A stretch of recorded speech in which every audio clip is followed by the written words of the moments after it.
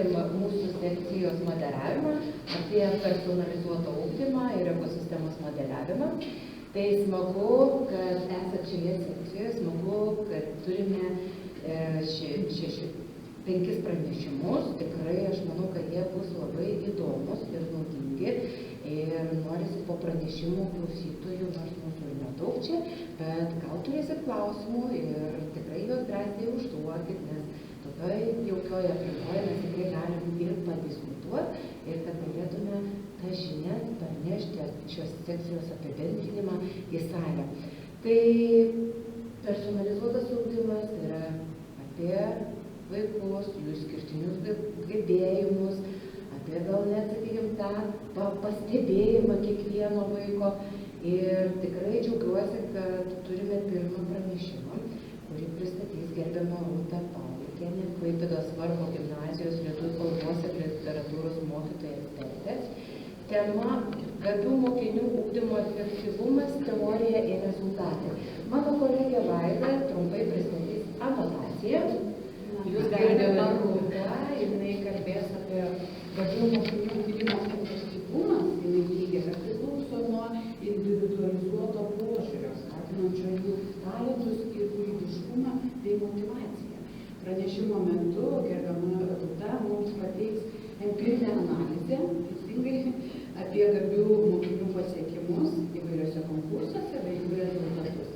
Efektyvus ugdymas apima ne tik akademinius pasiekimus, bet ir socialinių, emocinių įgūdžių stiprinimą, įvairių gebėjimų ir kompetencijų įsisavinimą.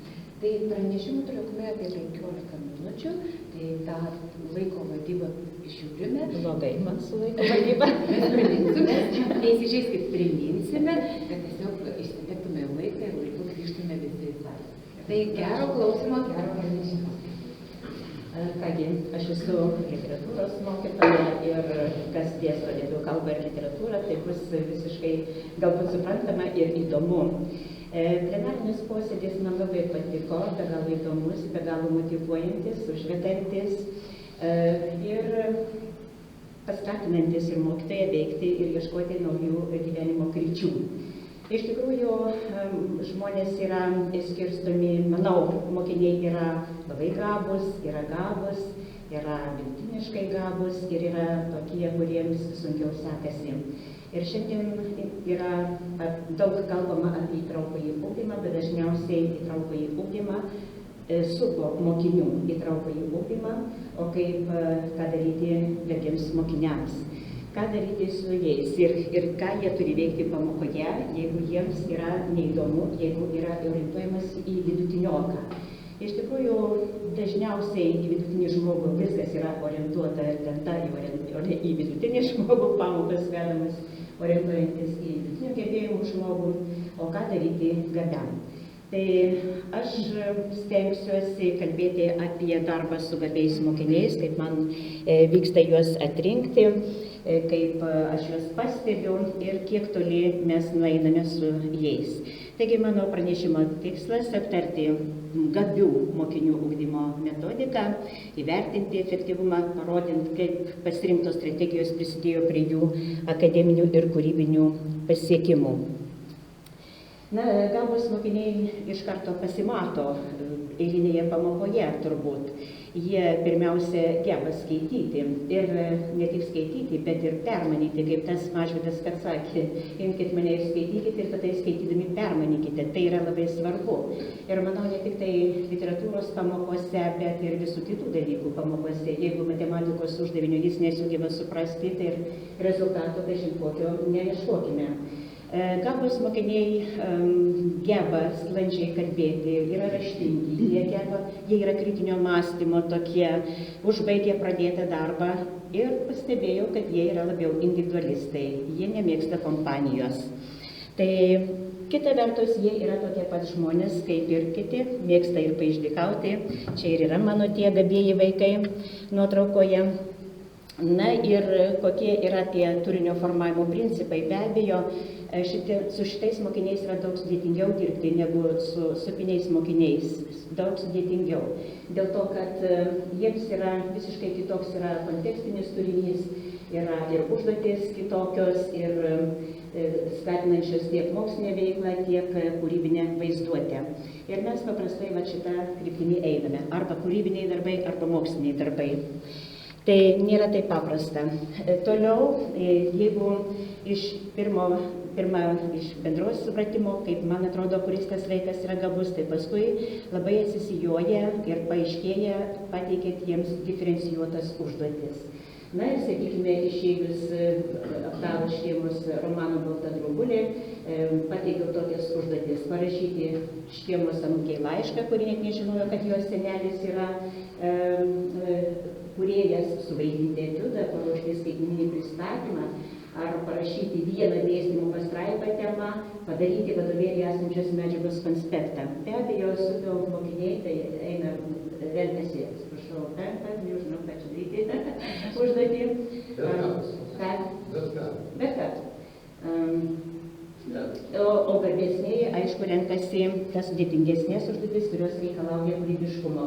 Arba, sakykime, išanalizavus Peteliškio romaną Miškais ateina ruduo, vėl pateikiau tokias diferencijuotas užduotis. Parašyti laišką pasirinktam veikėjui arba romano veikėjui vienas kitam, parašyti nekrologą prie Tyliaus kapo, pasirinkti veikėjo charakteristiką ar parašyti vieną dėstymo pastraipą tema. Na ir irgi labai greitai išryškėjo vaikai, kurie turi to kūrybinių gebėjimų. Ir aš norėčiau ir jums paskaityti tą nekrologą. Nekrologas yra kalba prie kapo, ten vyksta veiksmas kaime, Virsnių kaime, vaizduojamas yra meilės trikampis, Doveikienė Monika pamilsta Tilių savo samdinį, na ir Doveika, pajutęs išdavystę savo žmonos, nušauna Tilių. Ir štai dabar nekrologas, kokį aš gavau nekrologą mokinio darbą. Laiko žingsniai dideli, tačiau Tiliui laikrodis sustojo. Žmogaus toks likimas, jis gimsta ir miršta. Šitam jaunam žmogui atėjo diena, kuri ištirpdė visus rūpesčius. O rūpesčių Tilius turėjo per akis. Dar vaikystėje turėjo įsispirti tėvo klumpes ir gyventi suaugusių gyvenimą, rūpintis brolių, motiną, sukioti paskui arklį akėčias, sukti darbių pradargės, grubiai mylėtas, niekada neturėjęs patarimo ar pagalbos iš tėvo, kuris dirbo kažkur užsienyje ir namo grįždavo retai. Niekas nėra matęs, kad tėvas pasisodinęs sūnų ant kelių padiktuotų gyvenimo taisyklės, išaiškintų, koks kartais jis gali būti negailestingas ir iš kur Tiliui reikėjo imti stiprybės. Neišvengė kareivio duonos. 2 metus laikė rankoje šautuvą, mokėsi karo meno, jeigu šalį priešai užpultų. Nuo pat vaikystės sunkiai dirbęs ieškojo lengvesnių gyvenimo, tikėjo, jog gaus vietą valstybės tarnyboje. Tačiau kaip ir daugelio, taip ir Tiliaus širdį užvaldė meilės jausmas Agnei gražuoliai Gužų dukteriai, tai pavasario gėliai. Jo mylinti širdis negalėjo pakęsti, jog inspektorius Špicas lenda prie jaunos mergaitės, būtent ją gindamas ir susilaukė nemalonės, buvo pasodintas į daboklę. Tai viena priežasčių, kodėl nebuvo pakviestas tarnauti pasienio žvalgyboje, liko dirbti Virsnių kaime, padėjo simagorams kasti griovius, o po darbo, kaip ir visi, traukė į Bužienės karčiamą ir degtinėje skambino širdgėlą. Nesėkmės, kaip piktos dvasios persekiojo Tilių ir toliau, netekęs darbo valstybės tarnyboje, parsisamdė Doveikai, išėjo į Vasiliuškių ūkį tarnauti, tikėdamas laikinai. Tačiau Tilius pamilo Doveikienę visa širdimi, visų kūnų, visų protų. Jis norėjo būti laimingas, tačiau jų meilė buvo pasmerkta iš anksto. Jie negalėjo būti kartu, nes Doveikienė priklausė kitam. Migla, migla, rūkas ir migla tūpė Tiliui ant veido, akių ir rankų. Reikėjo išeiti. Bet kur? Dėl rūko ir miglos regimasis laukas vis siaurėjo, kol pagaliau iš pasagų netikėtai keršto kulka užklupo jį ir perskrodė smilkinį. Tilius žuvo. Jo laikas sustingo. Bandau suskaičiuoti išėjusius metus. tą 2 laiko stotelių atkarpą. Tiliui 25. Tik. Tiliaus širdis sustojo. Jis jau nepareis, nesugrįž, nepabels į duris, o bėgdamas laikas išblukins jo veidą, datas, faktus. Laikas išeina. Išeina ir nebegrįžta. Išeiname ir mes su laiku ir per laiką. Čystai man patiko tas darbas. Ir aš, žinoma, iš karto prie jo prikibau ir sakau, Eimantai, mes turime eiti toliau. Na ir mes ėjome toliau. Ir ypatingai patiko man ta metafora. Kaip gražiai. Ir dabar, kada vaikštau po kapus, tas 2 laiko stotelės gimimo ir mirimo metai parašyti, 2 laiko stotelės.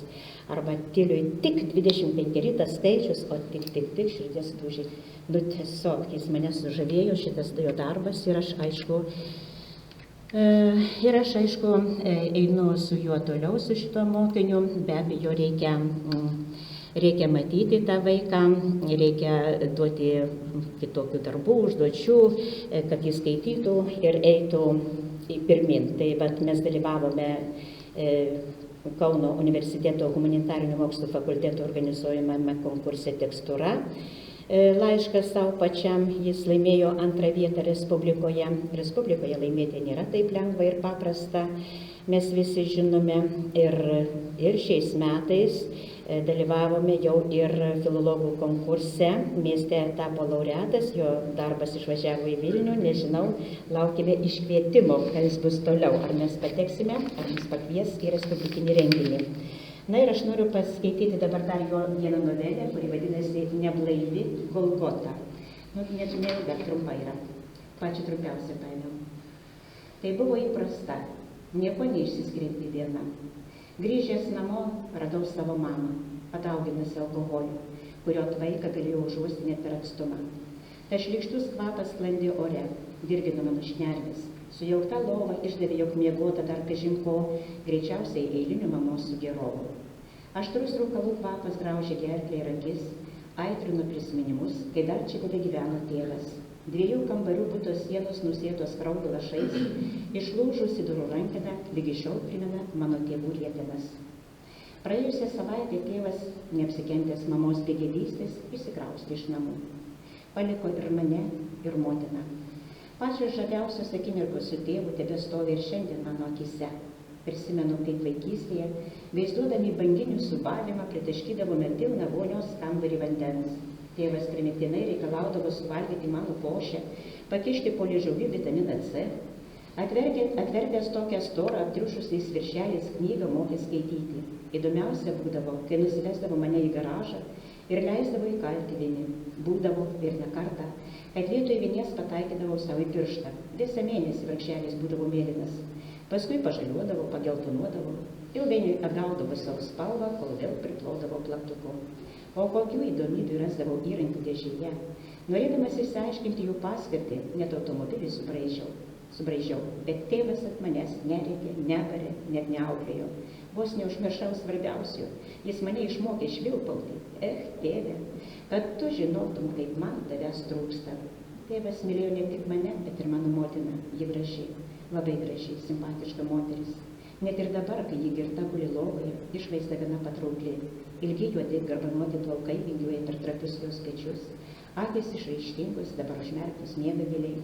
Rankomis apkabinusi minkštą pagalvę, iki pusės susiklojusi antklodė, išmarginta įvairias spalvėmis plaštakėmis.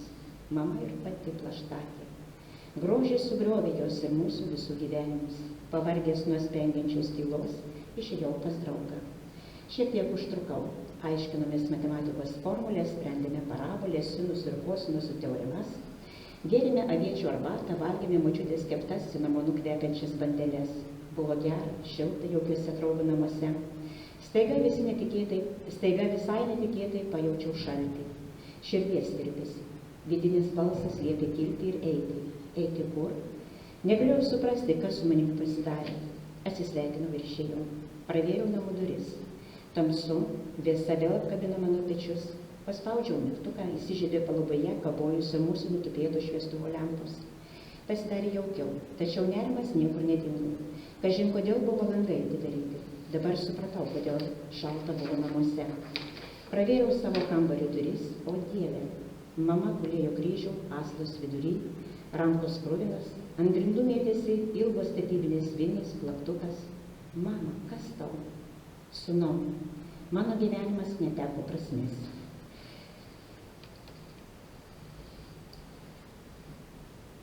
Savo nuodėmę norėjau kaip Kristus išpirkti. Vieną ranką man pasisekė prikalti, tačiau kitos ne. Galiu pasakyti tau vieną tiesą. Aš žmogus savęs nukryžiuoti niekaip negali. Gali tik kiti. Po minutės kitos jos akių obuoliai pabado, veidas apsinešė žemę. Mama, išrėkiau kaip beprotis. Mama, aš tave labai myliu. Kažin ar girdėjai? Kažin. Tai va, toks tas mano Eimantas, kūrybingas ir tos novelės tokios labai jaudinančios, toks įspūdis, kad tikrai tai vyksta, bet yra išmonės rezultatas. Čia nėra tikrai taip. Na ir kita kryptis, kurią mes dirbame, tai yra mokslinė kryptis. Mokslinė kryptis, tai dalyvavome dviejose konkursuose, tai yra filologų konkurse Respublikoje jau buvo iškviestas mano Timas Šablinskis, jis rašė darbą kalbų ir kultūrų sąveiką istorinio Klaipėdos krašto antkapių įrašuose. Tai nebuvo taip lengva, čia yra tyriminis, tyriamasis darbas. Mes lankėmės, kur tas priedas, aplankėme 5 kapines, Mažosios Lietuvos kapines, važiavome kartu su Klaipėdos universiteto profesorė Dalia Kiseliūnaitė. Ir žinoma, važiuoji šeštadienį, sekmadienį, tai nėra pirmadienis, antradienis, ne, tai yra po darbo, aukoji savo laiką. Dėl ko? Dėl gabaus laiko. Norisi ir jam padėti, ir man, aš jaučiu irgi malonumą, dirbdama su gabiais mokiniais. Tai va čia kapinės, kurias mes aplankėme, yra 5, jos yra apleistos ir, sakyčiau, Timo darbas turi ir tokios išliekamosios vertės, kadangi, lieka dokumentuose, tie kapai nebuvo išanalizuoti, išnagrinėti. Ką reikėjo daryti? Lankėme tuos kapus rudenį, pilna erkių, apsirengę, reikėjo ir tas kapus nušveisti ir juos sugrupuoti ir taip toliau, ir taip toliau. Ir Timas gavo Respublikoje 2 vietą, mes žinoma džiaugiamės, Timas nelabai buvo patenkintas dėl to, kad kodėl visą laiką 2. Ir man pačiai kilo klausimas, kodėl visą laiką 2. Greičiausiai dėl to, kad 1 vietos yra saviems. Aš taip jau nusprendžiau. Dėl to, kad mes išgirdome tokį pokalbį, komisijos nariai.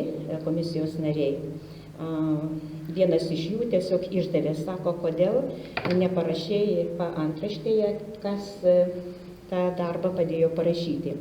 Ir padėjo parašyti ta pati komisijos narė. Ir būtų gėda savo nepasiskirti 1 vietos. Ir čia yra, tikrai taip, aš jau pajaučiau tą, važiuodama į tuos konkursus. Kaip dar mokinius skatinu eiti į priekį, tuos gabius mokinius, tai žinoma, čia yra tas pats Timas Europos Sąjungos jaunųjų mokslininkų konkurse, Don Kichoto ir Jėzaus Kristaus Via Dolorosa. Vėl gavome 2 vietą,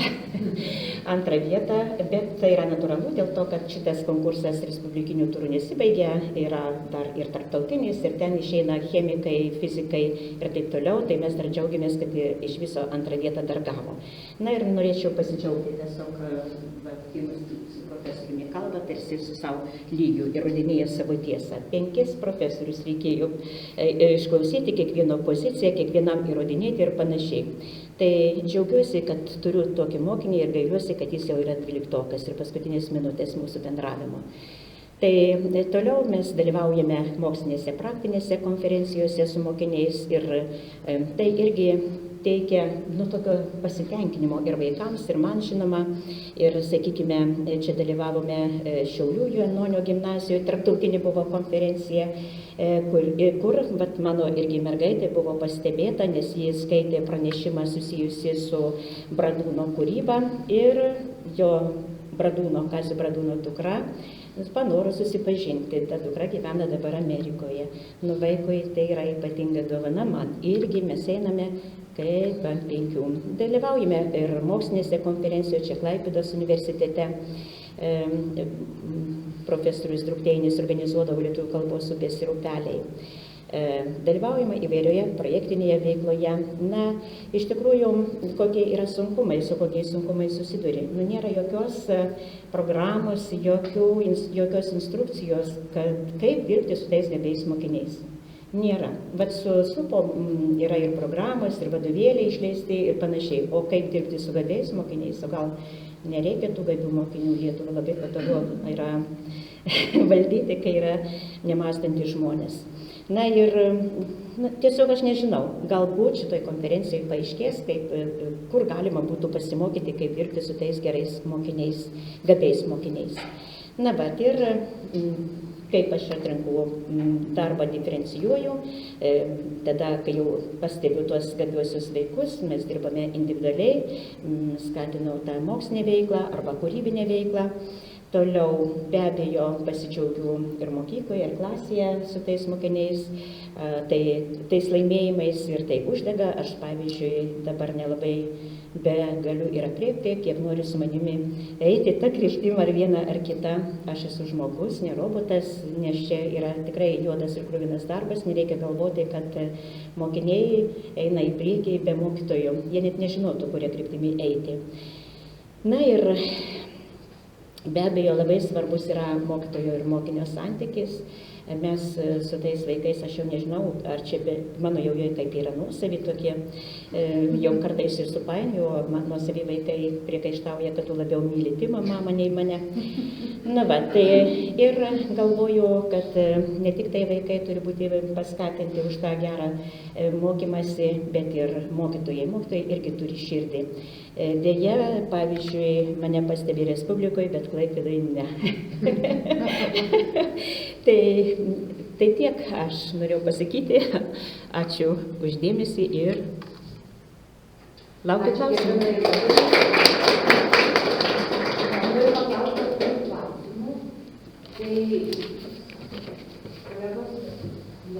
Bet tikrai gerbiama Rūta čia uždavė tokią nelietuviškai tonusą, kad pagalvokime visi, kaip mes galėtume ką pasiūlyti, kaip dirbti su tais gabiaisiais, kad ir save motyvuoti, kad aš dirbu vardan to ir ne už ačiū, ir kaip skirti daugiau to laiko. Jūs, mokytojai, tikrai teisi esat, kad mes tikrai daug skiriam dėmesio vidutinių gabumų ir ypatingiems vaikams. O tie gabėjai tarsi savaime turi mokėti, savaime turi save motyvuoti, savaime turi eiti į priekį. Aišku, mokyklose jau yra, mes skiriame individualias konsultacijas, jau mes juos ir bandom pastebėti, bet kaip mes galėtume padėti ir mokytojui, ir sakykime, aš pati kaip ir vadovė galvoju, kad ką man reikėtų padaryti, kad mokytojų krūviai ir beprotiškai dideli. Bet kad jis nepavargtų tam vaikui duotų daug, nes vis dėlto aš manau, kad valstybė valdoma turėtų būti ir pagrindas įvairių idėjų ir įvairių grupų. Ir tie gabūs vaikai turi padėti tiem kitiems, kad jie užsidirbtų, galėtų integruoti. Tas pagrindas iš visų sprendimų turi būti iškalbinti.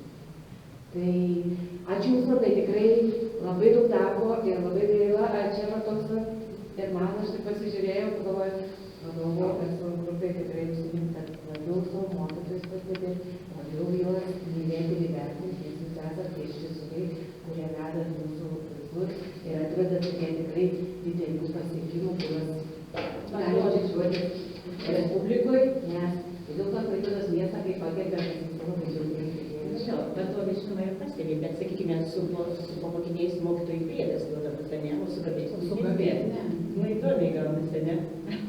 Tai čia yra, aš pasižymėjau, tai tikrai sakė apie tai, aš irgi užsiminsiu.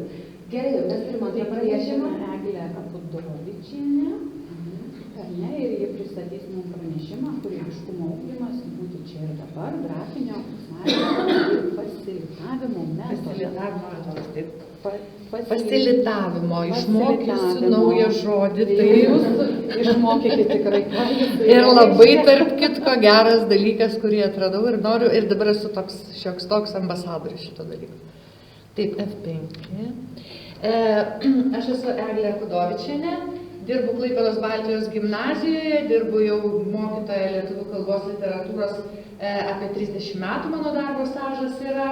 Ir iš tikrųjų Labai dažnai kalbama, kad mokytojas yra apkrautas, kad jam yra sunku, kad daug mes turime darbų. Taip ir dar kartą taip. Bet mes turime didžiulį pliusą. Kolegos, mes turime didžiulį pliusą. Mes dirbam su jaunais žmonėmis. Mes dirbam su jaunimu, kurio energija mus pakrauna. Ir aš kaip vampyras, ir pasikraunu. Ir kaip lietuvių kalbos ir literatūros mokytoja ir kūrybiškumo ugdymą pristatydama, aš pasikviečiau vieną puikų, gabų savo mokinį. Eidai ateik pas mane.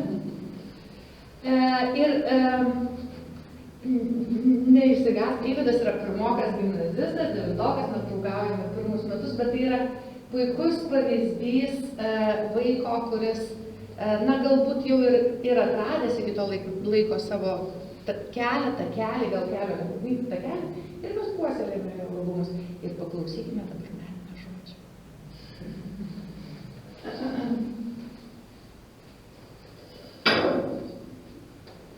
Justinas Marcinkevičius.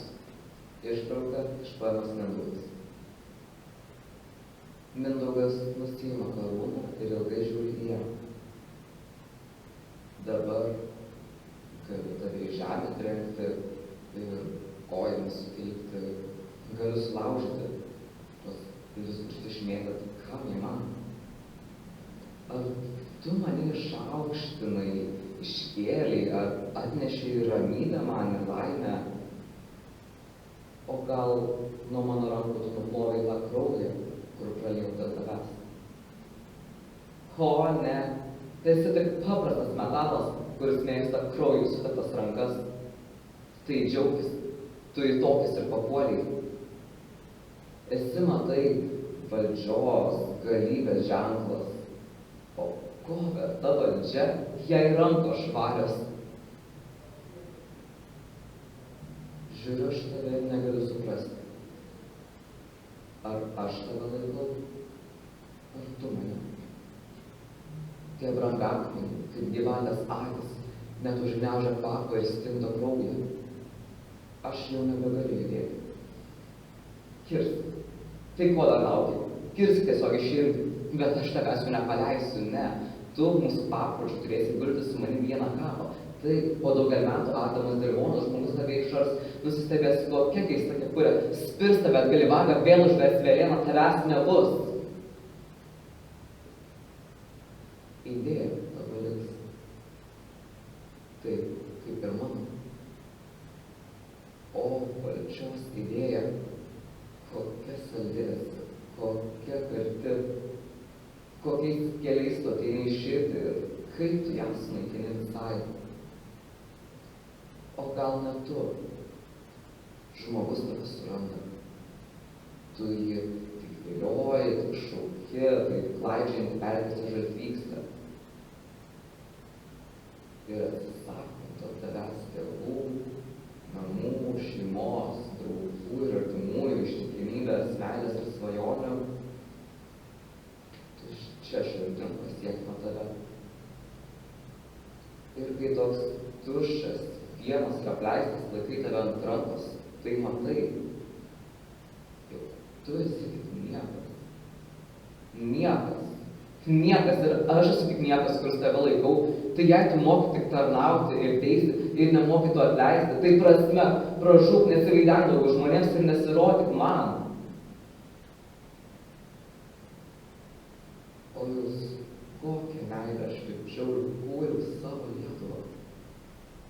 Ak, seni, atidaviau jai viską, protą, širdį ir visą meilę, džiaugsmą, svajones ir laimės ilgesį. Nėra žmogaus, kuris daugiau jai būtų atidavęs. Lipdau, o galo vis nėra. Tai gal tai nereikia visą laiką lipdyti ir kurti ir lipdyti, nes jei sustoji, tai jinai miršta. Taip, kurti visą laiką lipdyti ir kurti, tai nejaugi man nėra tokius joks skambesį išgirsti. O prakeikimas man, kuris pradėjo, kuris iš nieko padarė viską, nukalė karūną, kuris dabar galėtų būti laimingas. Kaip tuščias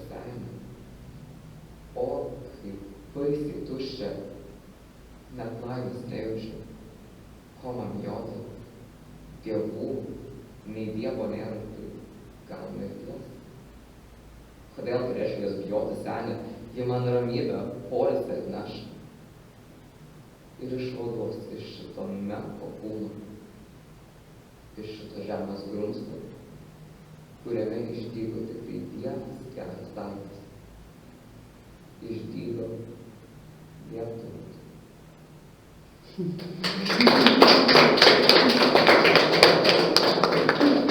Padėkosime Įvydui, na, ir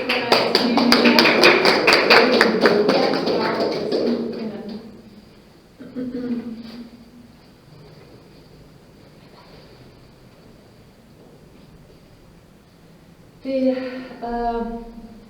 vaikinukas iš tikrųjų labai ir tuo pačiu ir gabus, tuo pačiu ir jautrus, tuo pačiu ir imlus. Jis pasiėmė šitą kūrinį, aš jam siūliau daug ištraukų, jis primiktinai reikalavo šitos. Na, jeigu jo širdis sako, kad jis yra Mindaugas karalius, nu tebūnie jis tuo karalium, mes taip nusprendėme.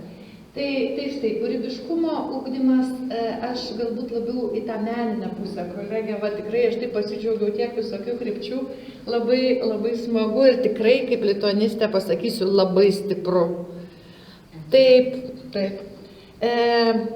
Aš manau, kad kūryba prasideda, kai sutampa žmogaus galimybės, norai ir vienas labai svarbus momentas – nuobodulys. Aš taip manau.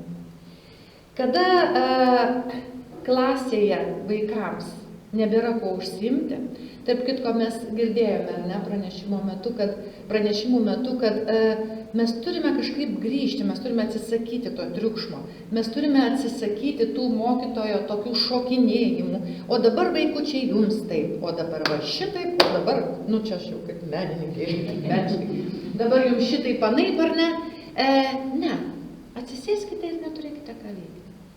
Prisiminkime, kaip mes vaikystėje, kai nėra ką veikti, nėra žaislų, nėra draugų kieme. Pradedi pagaliukus dėlioti, pradedi iš to pagaliuko vienas su kitu, ar ne, jie pradeda kalbėtis. Tai nuobodulys yra vienas iš kūrybiškumo skatinimo momentų. Kartais sako, klasėje vaikai neturi ką veikti. O trupučiuką tegu neturi ką veikti. Šiek tiek atvers knygą, pasiskaitys gal kažkokį darbelį. Žinoma, tas nuobodulys, jis neturi būti chaosas, kada mokytojas, sakykime, vaikams sako, ai, dabar vaikai nieko neveikime. Nu, būna tokių momentų, ar ne? Ne, turi būti tyla, tvarka, ramybė ir vaikas turi grįžti į save. Jis turi pamatyti savo sielą, save, kas aš esu toksai. Taigi, šiandien aš noriu pristatyti vieną būdą, vieną metodą, kurį pradėjau naudoti jau nuo pereitų metų, nuo praeitais mokslo metais, apie kurį išgirdau jau prieš kokius 5 metus, netyčia pataikiusi, pakliuvusi į grafinio fasilitavimo seminarą. Galvoju, kai būna metų pabaigoje, ten lieka pinigų ir man direktorė sako, ar tu nori į grafinį fasilitavimą? Vienas Dievas žino, kas tai yra, noriu, sakau, galvoju, toks man yra žodis, man čia bus visai gerai. Tai ir aš nuėjusi, online vyko tas, nuotoliu tas seminaras, aš stebėjau, galvoju, kur aš tai dėsiu. Ir štai atėjo laikas, kada atėjo suvokimas, kur aš tai padėsiu. Kas iš vis yra tas grafinis fasilitavimas? Tai yra kitokia kūrybos forma, fiksavimas čia ir dabar. Čia yra labai toks grafinio fasilitavimo gražus vaizdelis, toks intelektualus, jau sakyčiau, vaizdelis, kada greičiausiai čia yra dirbęs fasilituotojas ir atlikęs tam tikro pranešimo analizę. Tačiau seminaro metu aš sužinojau, kad didžioji dalis grafinio fasilitavimo yra atliekama vadinamaisiais stikmenais. Tai yra žmonės pagaliukai, ar ne? Ir sužinojau, kad tai yra ištisas mokslas, kad tų vadinamųjų stikmenų yra 3 rūšys. Dabar aš čia neįsigilinsiu, Manau, kad aš galbūt paruošiu apskritai atskirą tokį seminarėlį, kad pasimokinti šito dalyko. Ir mokytojams, aš manyčiau, tikrai turėtų tikti tai. Kad yra 3 rūšis tų stigmenų, kad yra tam tikri simboliai, kuriuos mes turime savo pasąmonėje. Jeigu skamba telefonas, tai ragelį, pieši ragelį ir ten tokie garsai ryškiai išeina iš to telefono. Tai mes visi suprantame, kad tai yra šito dalyko simbolis. Kas yra fasilituotojas? Konferencijose, atsiprašau. Man rodos, be akinių buvau konferencijose.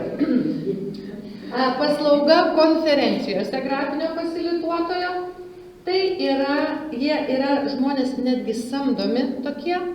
Nėra daug, Lietuvoje domėjausi, yra 5 žmonės, kurie gali, teikia tokias paslaugas, viena moteris teikia jas aktyviai, kiti, tokie labiau mėgėjiško pobūdžio, bet yra samdoma į konferenciją, kad pranešimas supieštų.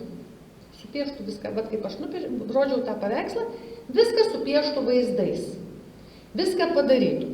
Na ir galvoju, kam čia man tie stigmenai ir ką aš čia su jais darysiu. Tai aš dabar subrendau ir kodėl mokykloje, kodėl literatūros pamokose. Įdomu, įtraukia, padeda puikiai suvokti tekstą, padeda įsiminti turinį.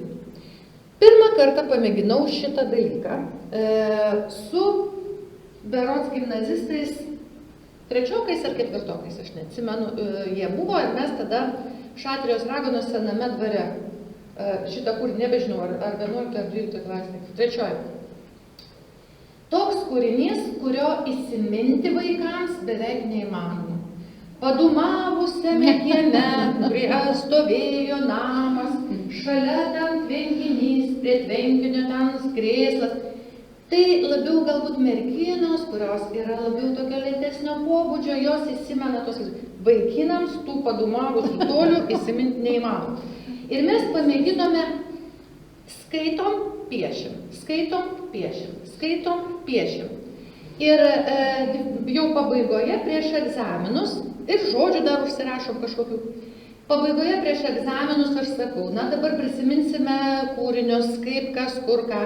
Ir žinoma, visada yra ta vadinama, taip jau pasakysiu, galiorka, kur nieko jie neskaitė, daug maž jie ten gaudosi, visada mėgina prasisukti. Tai vienas iš jų ir sako, žinot, mokytoja, aš ką pasakysiu, aš prisimenu vienintelį kūrinį, Šatrijos raganos sename dvare. Galvoju, sako, kaip tu, sakau, tokį, tas pelkės prisimeni. Sako, todėl, kad piešim. Ir tada aš paklausiau visų, sakau, vaikai, iš tiesų, patyrinėkim dabar, ar tikrai šitas metodas veikia? Jūs pasakykit man, galim taip pasikalbėti. Ir iš tikrųjų tas metodas veikia ir gerai besimokantiems, ir gabiems, ir sakykime, ir tai galiorkai vadinamai. Jis veikia visiems. Piešimo nereikia. Kai mes pradedam, atėjo dabar 9-okai, aš sakau, čia tokia ateinu, sakau, fasilitavimas šiandien bus. Jau, užsirašo tą fasilitavimą. Kas čia per tokį metodą mokytojo naudos. Ir pradedu aiškinti, pradedu pasakoti, jiems iš pradžių kyla juokas. Sakau, tai tiesiog mes piešime tokiais atskirais gabaliukais kaip komiksą. Jiems taip, kaip komiksas, taip, tik tai čia greitesnis šiek tiek. Skaitai, esi čia ir dabar, suvoki, bet nupiešti reikia įsigilinti. Kaip tu nupieši tą padumavusį ūką, jeigu tu neperskaitysi šito žodžio ir nepagalvosi, kaip tai perteikti. Kaip nupieši kažkokius tai vaizdinius, kurie yra svarbus teksto atsiminimui, teksto turiniui, kaip santyki tam tikrą tarp žmonių nupieši. Reikia pagalvoti. Ir turiu įkėlusi vieną tokį pavyzduką, žinokit, čia yra darbinis pavyzdys, tiesiog specialiai paėmiau, tai yra Vinco Krėvės skerdžius. Tiesiog reikėjo nupiešti vaikams poroje, ten buvo tokia užduotis, reikėjo vaikams nupiešti poroje, tiesiog vieniems reikėjo to Vinco Krėvės skerdžiaus pradžią, kitiems pabaigą. Na tai va, ir paskui pagal tą pamoką, kitą pamoką, mes keitėmės darbais, jie pasakojo, kas čia yra tuose paveikslėse, net ne savo, jie ėmė kitų. Kiek tai skatina kažkokį ugdymą, sakykime, gabumų, gebėjimų, aš negaliu pasakyti dar kol kas, nes aš pati esu šito kelio pradžioje. Galbūt tai išlys kažkokia kryptis, kurią aš dar galėsiu labiau į kūrybingumą, į kūrybiškumą ar ne pasukti.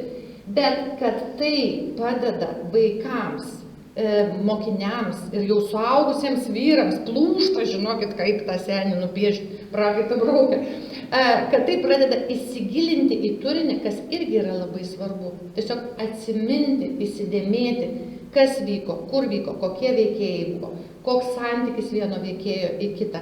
Tai tikrai šitoje plotmėje tikrai veikia.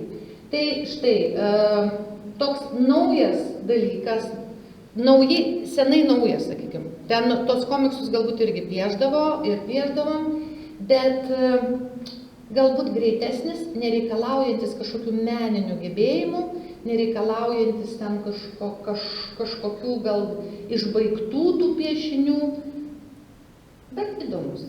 Vaikams įdomu. Aš tikrai jį naudoju, tikrai visi mano mokiniai, dirbu ne vienoje gimnazijoje, mano mokiniai tikrai žino, dirbu ir su tokiais mokiniais, kurie tikrai yra daug tų spec poreikių mokinių vienoje mokykloje.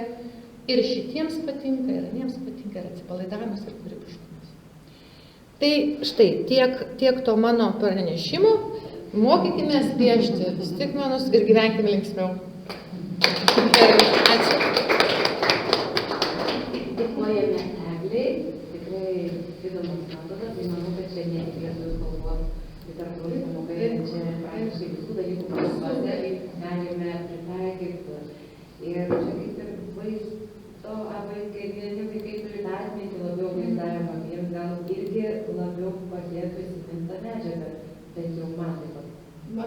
Aš irgi taip manau, kažkaip taip, kad tai yra paveiku ir gerai, bent jau iš tos įsidėmėjimo. O nėra tokių, kad aš nemoku, neišėjau. Tai visada pradžioje aš susiduriu. Ar galėčiau pasakyti. Iš tikrųjų buvau Eglės pamokoje, stebėjau šitą pamoką, ir naujieną. Na galvoju, įdomu, kas čia per dalykas, kas įsėkė, galvoju, ką čia papieš, taip ir skeptiškai nusiteikti, bet kai prasidėjo ta pamoka ir pamačiau, koks yra vaikų įsitraukimas. Ir kadangi darbas buvo grupėje, mokiniai, tai tarkim, analizuojant tą kūrinį, tą gabaliuką, vienas mokinys skaitė, kitas pradžioje nelabai skaitė to kūrinio. Bet kai jie pradėjo piešti, sako, nes jie turi tą nupiešti galbūt tą seką, ir matau, vienas paišo iš galės dėdžių ir girdžiu, apie ką jie kalba. Sako, nu žiūrėk, čia dar kažkas buvo. Tai palauk, tu aš dar paskaitysiu. Ir žinokit, toksai buvo darbas. Aš sėdėjau, buvau tiesiog nustebusi ir paklausiau, ar aš galėsiu filmus pamokai. Tai va, labai geras metodas. Tikrai, aišku, gerai įdomu ir linkim seminarą paruošti, kad galėtų mokiniai labiau susipažinti su tuo metodu. O dabar kviečiam gerbiamą Editą Mačiulskę, karjeros konsultantų lektorę, pristatys temą matyti kiekvieną mokinį, nuo savęs pažinimo iki mokymo planavimo. Anotacijoje tada Edita pristatys, kaip šiuolaikinėje ugdymo sistemoje vis svarbiau sudaryti sąlygas kiekvienam mokiniui pažinti save, savo gebėjimus ir interesus, kurie labai siejasi su karjeros lūkesčiais. Taip. Jeigu čia buvo humanitarai, kalbos mokytojai, tai aš esu karjeros konsultantas, 15 metų ir turbūt dirbu su visais dalykų mokytojais, kurie dirba mokykloje. Ir kiekvienas iš jų turi būti svarbus. Ir viskas yra susijęs su karjera ir su gyvenimu. Tai kaip pamatyti, tai aš turbūt nuo kūrybos prie sistemos, kaip sučiupinėti mokykloje kiekvieną ir paliesti kiekvieną, nes kiekvienam tas pasirinkimas svarbus. O kai 31 klasėje yra kažkas slepiasi, nedrįsta pasakyti, nedrįsta kalbėti, o nori. Tai va šitoj vietoj mes darėme Pradėjau mėgti skaičius labai smarkiai, nuo kūrybos prie skaičių, nes tada galima kažkokius sprendimus efektyvius daryti, naudoti. Tai Klaipėdos mieste mes darėme tyrimą 8-12 klasių. Viskas, kas susijęs su karjera, karjeros paslaugomis. Ir čia yra tie 58% patys mokiniai įvardina, kad padėtų jiems labiausiai priimti karjeros sprendimus nuo 8 iki 12 klasės geresnis savęs pažinimas.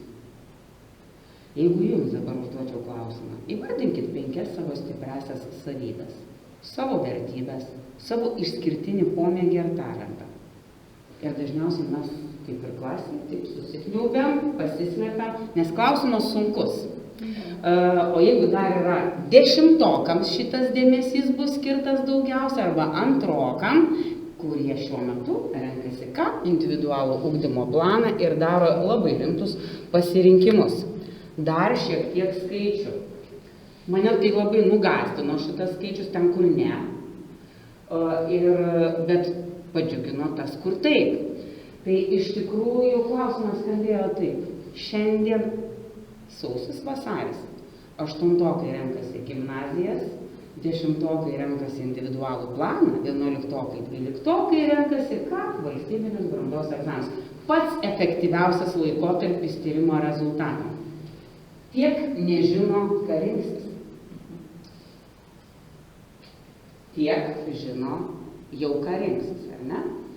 Bet dalyvavo mažai 11-okų ir 12-okų, tai labai didelė tikimybė, kad čia nusvertų tas didesnis procentas. Apie ką tai? Kaip mes mokyklose paliečiam kiekvieną, ypač jeigu tai yra 1000 mokinių mokykla, o karjeros specialistas vienas. Kaip sužiūrėti, kaip padėti, kaip ištraukti iš jų, ar ne, sudėlioti. Ir kokios problemos, man kaip karjeros specialistui, ką aš matau bendrai Lietuvoje, nes aš nedirbu vienoje mokykloje, aš dirbu su daug mokyklų, todėl tam tikras išvadas galima daryti. Tai sunku yra įvardinti stipriasias puses ir priimti informuotą sprendimą dėl pasirinkimų, kaip aš atliepsiu save, savo asmenybę, besirinkdamas vienus kitus dalykus, egzaminus arba kažkokią tai profesiją ar studijas.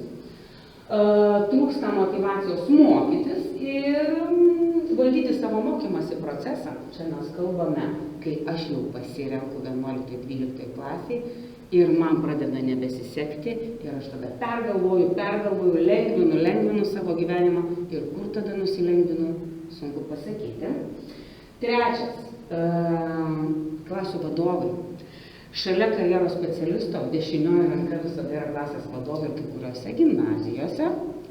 Mokiniai labai pasitikė savo klasių vadovais. Iš tikrųjų, tai man didžiulis džiaugsmas yra, ką jie turi daryti, jie turi stebėti vaiko individualią pažangą. Tai ne vien tik pažymiai, tai ne vien tik tai lankomumas. Taip, tai yra pamatuojami labiausiai. Kaip jie jaučiasi, kodėl nusiminę, kokie santykiai, įsimylėjo. Viskas čia yra persipinę ir tai yra susijęs su karjeros pasirinkimais. Jūs net neįsivaizduojat, kaip kartais išnarpliojam ir kokį rezultatą gaunam.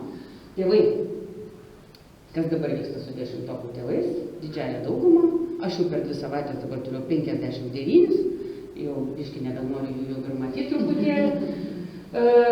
Tai vieni labai kišasi į visą procesą, nuo raidžių N, į mokymosi, dalykų, egzaminų pasirinkimų, kiti visiškai nedalyvauja. Tai kažkiek tai ir tiems, kurie nedalyvauja, nėra labai patenkinti tėvai, kai jie sako, aš norėčiau, kad aš jiems rūpėčiau labiau. Tai kaip šitą dalyką išspręsti? Ir ką matau, jeigu imam mokyklos administraciją, to sistemingo požiūrio į karjeros ugdymą.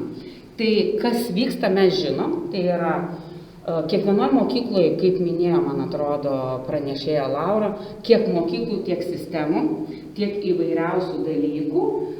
Vienur yra sistema, kitur nėra sistemos, vienur rimtai dirbama, kitur nerimtai. Aš tai labai rimtai žiūriu ir norisi parodyti.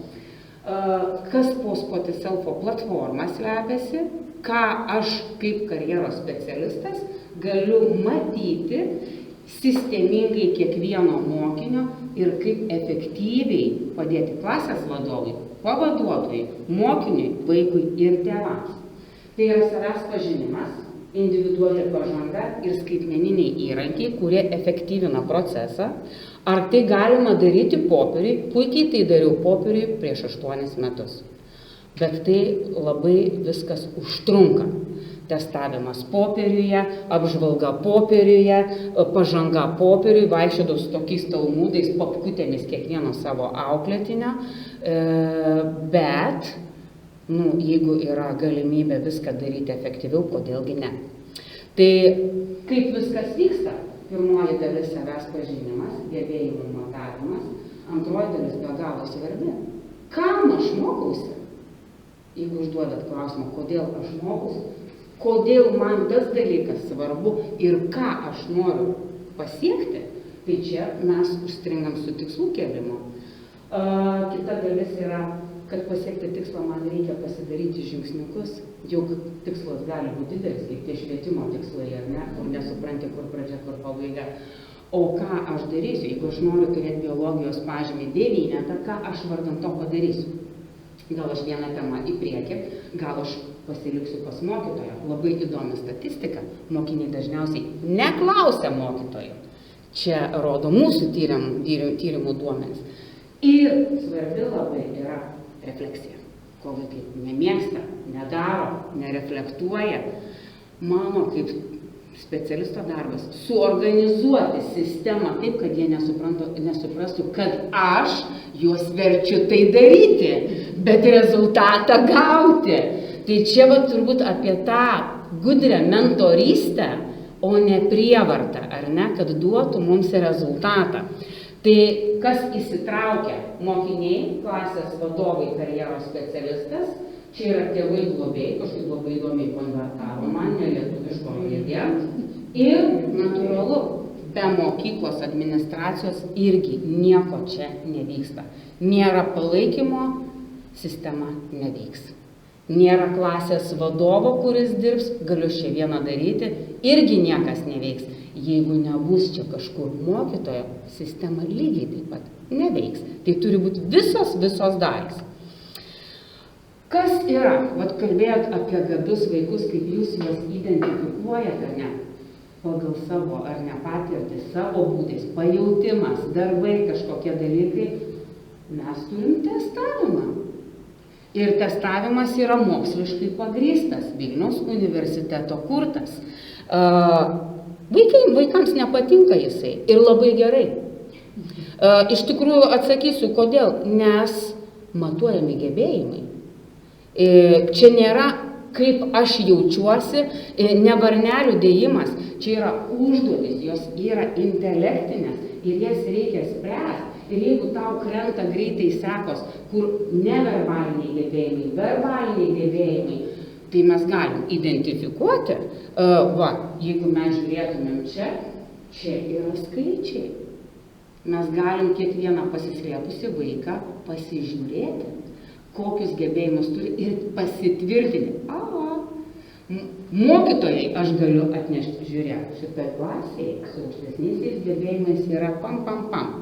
Atkreipk dėmesį, gal dar mes atrastumėm deimantų jūsų klasiai, kurie nepasireiškia. Mes turim asmenybės bruožus, jie yra paveldimi. Ir mes turim kaip karjeros specialistui labai svarbus dalykus, tai yra interesai, kuo jie domisi, kur jie gali ieškoti savęs. Čia yra turbūt svarbiausia 10. Tai čia tik viena dalis yra. Kai aš turiu išklotinę vienos dalies, keliaujam prie apibendrintų duomenų, ką klasės vadovas ir mokyklos administracija gali matyti. Pas manęs čia yra socialinis ir humanitarinis šitoj klasėje. Kokios aš galiu daryti veiklas su jais, kur aš galiu keliauti, kokiuose debatuose ar dirbtuvėse juos vestis ir panašius dalykus. Bet tai turi būti padaryta. Jeigu mes turim verslųjį tipą, tikrai mes nekeliausim su jais į muziejų.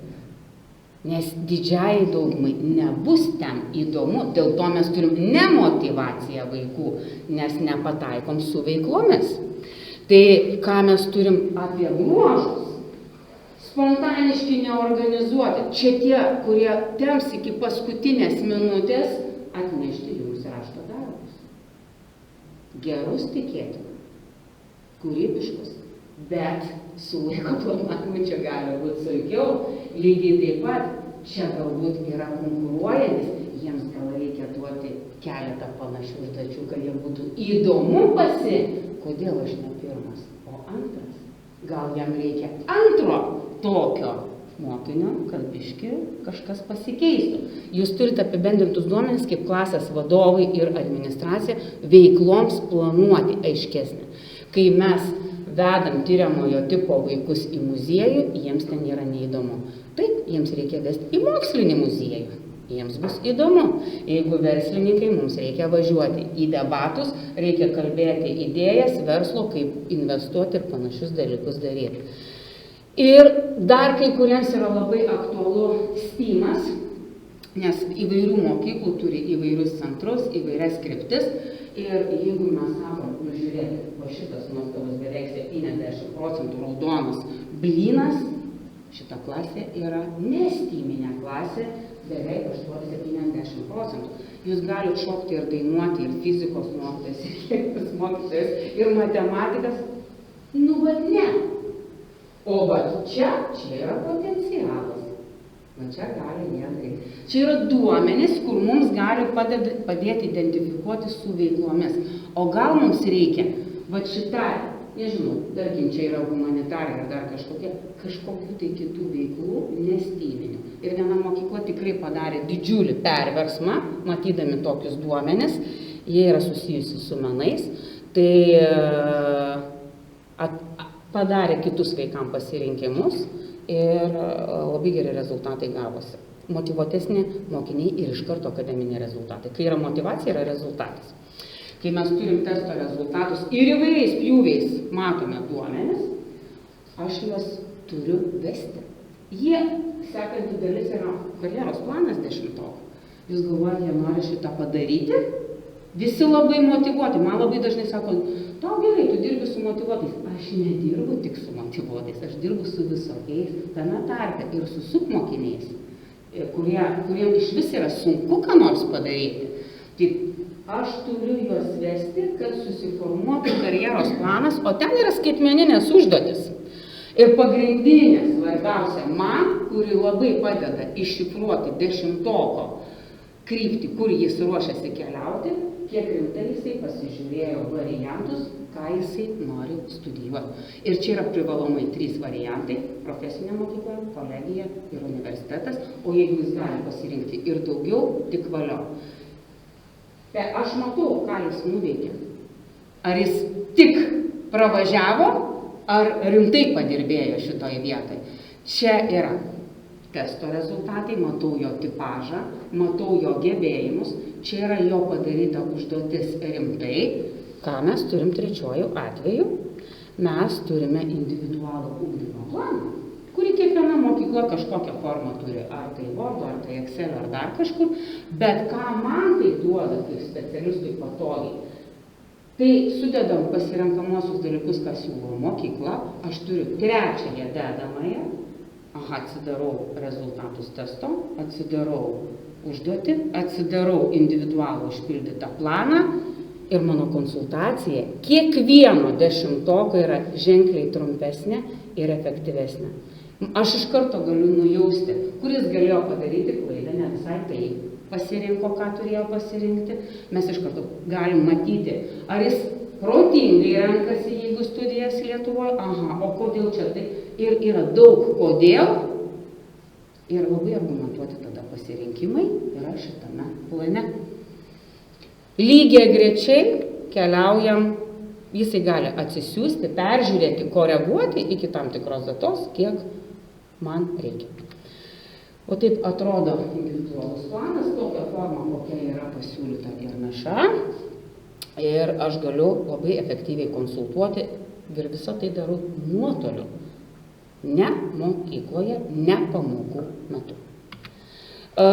Šalia to lygiagrečiai yra ta individuali pažanga, kuri yra susijusi su akademiniais rezultatais. rezultatais ir tikslais, ne akademiniais rezultatais ir socialiniais mokinio įgūdžiais. Tai kaip jie nemėgsta. Jūs tai tikriausiai darote ir popieriuje, ir ne popieriuje, ir visokiose kitose formatuose, jų mes esame matę aibę, bet metus jie išsikelia spalio mėnesį, dalyko tikslus, tą, ką aš noriu pasiekti, keliamės spalio mėnesį pagal semestrus arba pagal trimestrus, na ir man labai svarbus karjeros tikslas yra. Ką jie iš viso daro, kaip jie masto, kaip jie formuluoja. Nuo rudens čia atkeliaus ir dirbtinis intelektas, kuris padės teisingai formuluoti tikslus akademinius. Klasės vadovas juos visus gali matyti, pagirti, paprašyti, pakoreguoti ir panašius dalykus daryti. Ir vienareikšmiškai mes žiūrim individualią pažangą, jo kilimą, kritimą. Čia jau šitiems kur tokie burbuliukai, tai reiškia iškelti dalyko tikslai yra ir vienareikšmiškai mes juos reflektuojam kiekvieno semestro pabaigoje. Patinka, nepatinka. Gavau tiek, patenkintas esu, gavau tiek, nepatenkintas esu ir ką aš ruošiuosi padaryti toliau antram semestre. Tai va tokia sistema keliauja, bet be akademinės pažangos ir visų karjeros užduočių yra labai svarbus socialiniai įgūdžiai, kurie irgi gali duoti informacijos, sistemingos informacijos ir klasės vadovui, ir karjeros specialistui, ir mokyklos administracijai. Tai yra mokinio nuomonė apie save, kuris yra stiprus ir kur galėtų pasitempti ir iš 3 skirtingų sričių. Iš mokymosi, neformalios veiklos ir socialinės pilietinės veiklos. Vat tokiu būdu mes kuriame sistemą, administracija ją gali matyti, valdyti, stebėti, strateguoti, keisti, padiskutuoti, peržiūrėti ir nežinau, ką ten dar sudaryti. Žodžiu, kaip sakant, tik tai naudoti ir kažką tai keisti savo ugdymo procese čia ir dabar, netgi trimestro, semestro eigoje. Tai, bet sistema yra sistema. Be žmogaus, kuris dirba su ta sistema, jeigu niekas čia nevykdys, mokiniai nepildys, jinai gražiai savo bus pakabinta kažkur tai debesyje ir jinai neefektyvi. Tai kiekvieną mokinį tu gali matyti, bet tu turi padaryti procesą, kad jinai būtų naudojama. Tai va čia yra turbūt pats didžiausias iššūkis padaryti naudojamumą iš viršaus į apačią. Kartais mokyklos vadovybė nori sistemos, bet klasės vadovai ir karjeros specialistas nenori. Kartais karjeros specialistas nori, bet nenori visi kiti. Kartais visi nori, bet vaikai nenori. Tai tų iššūkių įvairių, bet juos galima sugalvoti, kaip sutvarkyti, bet svarbiausias yra susitarimas, kad mums to reikia ir mes tai darysime. Jeigu to nėra, niekas nevyks.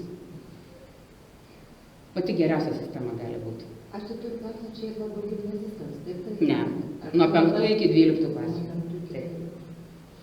Vaiko individuali pažanga nuo 5 iki 12, o testavimas nuo 8 dėl to, kad yra amžiaus ribos. Taip, taip. Jinai yra. Jeigu labai norit, visada galima išreikšti norą. Kodėl klausiu šito, nes mano pačios sūnus yra 10-okas ir jie kaip tik su tą programą dirbo dėl tų pasirinkimų, tai... Kurio mokykla? Pasakykit, ar su manim pasirinkti. Tai tikrai žinau, kad labai priklauso, kaip ištransliuojama dar yra, kiek naudos ta sistema duos. Nes, pavyzdžiui, mano sūnus jis nesirinko testuotis, nes manau, kad tai buvo dėl to ir kad nebuvo pateikta, bet kaip aš dabar klausau, kokia nauda. Aš jau žinau, apie kokį iš mokyklą kalbą. Kokia nauda ir panašiai. Ir manau, kad tiesiog labai gal reikėtų ateiti, aš dabar kalbu ne kaip, sakykime, pedagoginius savo, kaip mama, kad tėvams ištransliuoti tokį, o ne, sakykime, laišką. parašytų, paskaitai ir padiskutuoji su vaiku, nes dabar aš pavyzdžiui žinau, kur dar, nes atvirai kokia yra, o taip, kai gauni laišką, tai tada pagalvoji, paklausi gimnazisto, kaip jisai galvoja, jeigu jisai pasakė, ne, tai irgi to tokio jau įtikinėjimo metodo nesijėmė. Tada, tai va, bet čia tikrai įdomu ir naudinga, ir kodėl klausiu nuo kelintos klasės, nes mes progimnaziją, čia yra mano kolegos džiaugios, tai va, nes mes stebim labai individualią pažangą ir sakyčiau, kad tokią programą tarsi kažkaip palengvintų. Iššūkių yra, iš karto sakau, ypač su penktokais. Bet jie nori, jie stebi, neleis man sumeluoti, nes aš kaip administracijos atstovas tikrai matau, kad kaip klasės vadovai man daug darbo įdeda stebėdami ir kaip įsitraukti dalykininkai ir kaip vaikai, tai jie jau yra ne pirmus metus, o nuo pirmos klasės jau atėję stebi. Tai jie jau penktoj klasėje nebeturi to tokio, kad man neįdomu, kaip aš čia klausiu, aišku, visada yra tų, kur man nesvarbu, arba aš kažkur gal patylėt, bet yra tokių ir jie patraukia kitus vadovus. Reikia tos pažangos. Kultūrai užaugti reikia duoti laiko, per pirmus metus ta tokia kultūra jinai neužauga. Reikia duoti 2-3 metus, kol viskas nusišlifuoja ir tada sėkmingai. Tai va, tai tikrai man buvo įdomu, manau, kad ir kolegiai įdomu, jos mergaitė dar tik tai pradėdukė, tai manau, kad bazės tema gal kažką turit, arba gal turit ką. Taip. Žiūrėkit, jūs sakėte, kad šita sistema leidžia testavimas kažkoks ir atpažinti gabų mokinį. Kaip tai va klausimas, ar leidžia išskirti gabų mokinį, ar tai mokinio gebėjimus tam tikras Gebėjimus. Tai va, nes būtent apie gabų kalbant, čia yra truputėlį kitaip. Kada mes jau pilnai apie gabų, aukštesnių gebėjimų vaiką kalbam, čia manau, nežinau, ar tas galėtų apie gebėjimus, kokius kaip suprantu. Tai dabar klausiu, nes jeigu iš tikrųjų leistų atskirti jau tikrai tą gabų vaiką išskirti iš minios, tai būtų nerealu. Tai klausiu, ar leidžia, ar čia tik gebėjimai? Čia yra gebėjimai, jo, yra verbaliniai, neverbaliniai, atminties greitis, tie bendrėjai. Bet jeigu apie gabų, turbūt jau yra testavimas nevalandos. Jo, nes sakėte, klininis testas, kiti dėl to galvoja, ar čia Vilniaus universiteto, sakė, su dėstytojais. Taip, čia yra profesūra. Ar buvo panaudotas, galvoja, gal tas psichologinis ir kiti elementai kažkokie to kūrinio intelekto testo, kad dėl ar dar kažkaip tai, gal skirti būtų nerealiai gerai, bet jeigu ir gebėjimas irgi yra neblogai, turiu mintį, bet jeigu gal leidžia po šitą padaryti. Ne, mes šnekame apie gebėjimą, supratau, apie gebėjimą. Tai tikrai labai įdomu, manau, kad apie tai reikėtų daugiau kalbėti. Tai be 4 metai kalbam. Taip,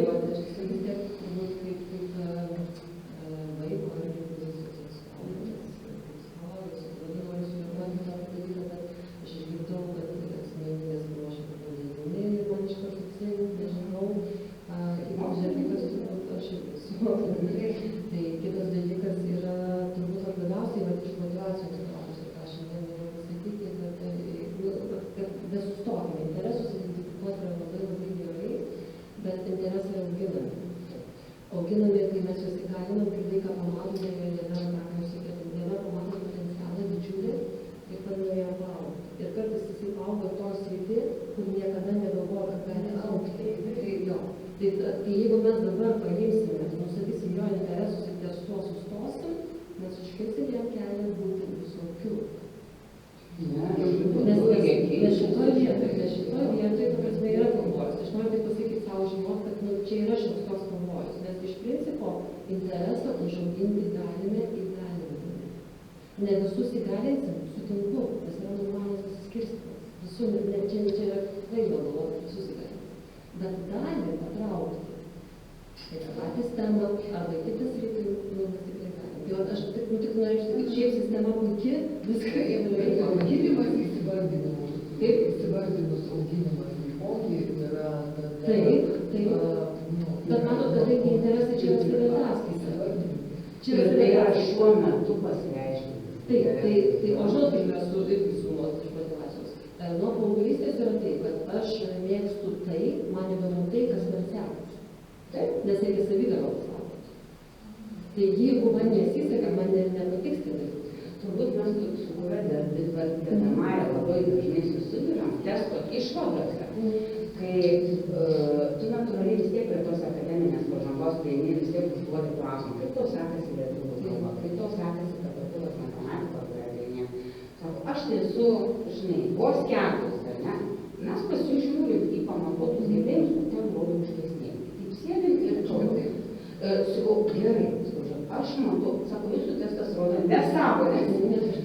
Sakau, taip, nes, sakau, tu save vertini pagal pažymį žarnyne. Bet, sakau, tu turi gebėjimus matematikai, pradėkim paanalizuoti, kodėl tau nesiseka. Ir va čia šitoje vietoje daug priežasčių. Ir patinki, ir nenori, ir nesisekė, ir ten mokytoja per ten visą puokštę žydi priežasčių, bet jiems turbūt kaip reikia 10 klasėje, kai jie testuojasi, ar mes sakykim, jie sako, kaip dabar man perlaužti savo mąstymą, kad aš negabus matematikai, nors realiai sakau, tu gabus, man reikia tiesiog susitvarkyti su padirbti nuosekliai, padirbėti ir pagauti tą sėkmės variantą, ne 3. Tai taip, gali būti mokytojas. Aš manau, kad čia galim daug diskutuoti. Tiesiog, nes aš manau, čia dar yra ta mūsų švietimo visa ta problema, įsivaizduoti 10-okai, nuspręs, kokie dalykai yra svarbu. Kuo aš būsiu, tai suaugęs jau nežino, kartais, kuo aš dar galėčiau būti, nes tarsi ne savo vėžiuose. Bet žinokit, pasaulyje daug kas vertasi tokiu pat. Tiesiog, kaip aš sakau, čia yra toks jau sprendinys, kuris tarsi lemia mano ateitį, tai apie tai jeigu daug kalbama, gal lengviau vaikų apsispręsti, jeigu mažiau, tai yra sunkiau, tai čia vat mokykla, tėvai, visos tos pagalbos kažkiek padeda ir dar kai grįžt prie to įvertinimų, tai vat pažymiai, tai vėlgi mes visi kalbam apie kompetencijų, tai mes visi norim iššūkti, bet ar kompetencijas galime įvertinti pačiai? Aš manau, čia čia į ateitį, čia yra, kaip sakau, švietimo sistemai reikės kaitos, nes jeigu mes einam prie kompetencijų ugdymo, prie vaiko gebėjimų, tai vėlgi, kiek vertės turi pasižymėti. Tai mokytojus vertės ir dabar mes tada keliaujam toliau, mūsų laikas spaudžiam, bet mūsų grupė tikrai tokia unikali, tikrai pedagogai nuostabus pranešimus pristato. Tai dabar mes turime nuotolių pranešimą, tai gerbiamo docento Edvardo Kubiliaus, Vilniaus universiteto komunikacijos fakulteto, LRD žurnalisto pranešimą ateities mokykla, toliau ugdys ar smukdys. Tai jeigu turėsit kolegos klausimų, užduokit, manau, gerbiamas Edvardas mums atsakys, kad į kai kurios klausimus, o jei neatsakys, mums Mintis ir įžvalgos remiantis dėstytojo ir žurnalisto, daug bendraujančio su jaunimu patirtimi, ir mokyklos bei mokytojo vaidmuo ir įtaka sparčiai besikeičiančioje visuomenėje. Prašom. Labadiena, jūs mane girdit, kad matau, kad matot, bet ir girdit, ir gerai girdit. Tai gerai, mano tada suprantu 15 minučių. Žiūrėkit, jau mane pristatė, aš 11 metų dėstau universitete ir nesivadinu čia joks pedagogas. 11 metų dirbu su jaunais žmonėmis ir juos mokau radijo žurnalistikos, kuri jiems yra neįdomi, nes jaunas žmogus šiandien 21 amžiui radijo neklauso. Apskritai žurnalistų dirbu kiek jau 18 metų, dėja taip nutinka, kad daug tenka važinėti po mokyklas, su jaunimu susidurti universitete ir ne tik. Ir tiesiog noriu šiandien mums visiems, mums valstybės gyventojams, mums švietimo žmonėmis, ar iš vienos, ar iš kitos perspektyvos, iškelti 3 mano supratimu šiandien esminius klausimus ir pabandyti pasvarstyti, ar mes į tuos klausimus atsakom, ar mes kažkaip artėjam prie jų esmės ir kur mums reikėtų pasitempti. Tai esminis klausimas yra ateities mokykla, mūsų Lietuvos ateities mokykla. Ji toliau ugdys ar smugdys, nes aš matau visokiausių atvejų. Dabar pirmas klausimas, ar mums, pedagogams, mums vaikams, tėvams, mokykloje yra įdomu. Man atrodo, kad šiandien, kai mūsų pasaulyje visko yra labai daug, informacijos perteklius, galimybių kai kur perteklius, mes įninkam, kažkur paskęstam tarp tvarkų, tarp taisyklių ir pametam esmę, prasmę ir žodį įdomu. Aš savo studentų, vaikų, kai atvažiuoju į mokyklą, klausiu, vaikai, ar jums mokykloje įdomu? Absoliuti dauguma sako ne. Tai sakau, tai ką jūs čia veikia? Nu, sako, mes turime eiti. Jiems yra neįdomu, nes reikia daug kaltinti. Kodėl vaikas turi mokėti kiekvieną žodį kirčiuoti, turi mokėti kiekvieną 7 rūšių ten tos pažyminius ar kiek ten yra, aš duoną valgau iš kalbos, aš pasakyti negaliu. Aš suprantu, kad jeigu jie ten pasirenka būti lietuvių kalbos mokytojai, studijuoti filologiją, jie vėl praktiškai eina tą patį, ką jie randa mokykloje. Ar tikrai jaunas žmogus turi žinoti sinusas, kosinusas, tangentas ir kaip ten kur ką traukti? Jie nemato prasmės mokytis tokių dalykų, o reikia, nes tai yra numatyta programa. Literatūros kūriniai. Kaip dažnai mes atnaujinam savo privalomų, neprivalomų literatūros kūrinių sąrašą. Kaip dažnai mes į tą sąrašą įdedam tai, kas jaunam žmogui yra įdomu, kad tas jaunas žmogus randa atvykęs su jumis mokytojais į knygų mugę ir jam akys sužimba. Ar jam tikrai reikia kiekvieną kūrinį, kuris jau galbūt ir praradė savo aktualumą, klausyti, analizuoti ir tada rašyti visokias interpretacijas, rašinius, bandyti ieškoti sąsajų ir panašiai. Ar tikrai jam to reikia? Keliu klausimą, ar ta programa, kurią mes turim šiandien mokykloje, iš tiesų atliepia to jauno žmogaus interesą ir poreikį? Krūvis jūsų pedagogų kai kurių dalykų yra nežmogiškas. Kaip jums visam šitam bendeke surasti žodį įdomu? Čia, sakyčiau, yra jums didžiulis iššūkis. Kaip vaikui, kuris keliasi anksti ryte, mieste per spūstis važiuoja, arba keliasi 6 ryto ir 20 km autobusu dar per 18 kaimą atvažiuoja į savo rajono centro gimnaziją, jau pavargęs. Atbūti 6-7 pamokas, po to laikyti kokį teatro būrelį, muzikos mokyklą. Sinusai, kosinusai, tangentai, namų visokie darbai. Dar jeigu yra problemų šeimoje, kaip šitam vaikui savo dienotvarkėje surasti žodį įdomu? Taisyklės. Pažiūrėkit, viena vertus ministerija jums pedagogams sako, mes parengėm programą, jūs kiekvienas pedagogas esat laisvas įgyvendinti, sugalvoti, kaip ją pateikti jaunam žmogui. Taip. Bet čia pat, jeigu kas nors būna ne taip, žiūrėkit, yra visos tvarkos aprašytos, kur koks, jeigu ten nesklandumas, pažeidimas, vėl tai kažkas nutiko, nėra tvarkos, rašom tvarką. Vėl kažkas neaišku, rašom tvarką. Kur šitų visų tvarkų, taisyklių samplaikų yra žodis įdomu ir apskritai biurokratija mokykloje. Ar nėra taip, kad mes mokyklą, kuri mums turėtų būti įdomi, padarom nebeįdomę dėl visokių tokių neišspręstų klausimų visumos? Čia klausimas mums visiems. Nes man atrodo, kad jeigu neįdomu būti mokykloje, tai kodėl joje iš vis būti? Pasvarstykite. Antras klausimas. Ar mokykla padeda vaikui pasiruošti gyvenimui? Pradėsiu nuo to, kad kiekvienas vaikas turi šeimą. Geresnę, prastesnę, tėvus, kurie tam vaikui daugiau, mažiau dėmesio rodo, kažkas galbūt gyvena šeimynose. Vaikų aplinkos, iš kurių jie ateina į mokyklą, yra labai skirtingos.